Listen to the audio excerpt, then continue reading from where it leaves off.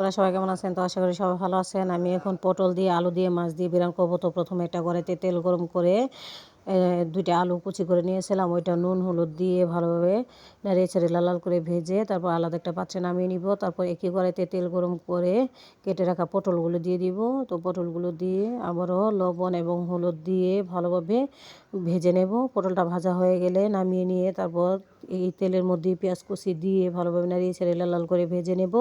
তারপর পরিমাণ মতো একটু পানি দিয়ে দিব যেন পেঁয়াজটা পুড়ে না যায়।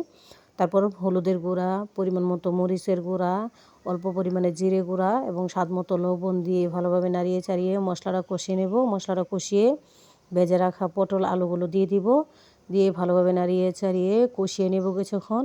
যখন পটলগুলো কষানো হয়ে যাবে তো আগে থেকে ভেজে রাখা মাছগুলো দিয়ে দিব। আমি এখানে পাঙ্গাস মাছ ভেজে রেখেছি।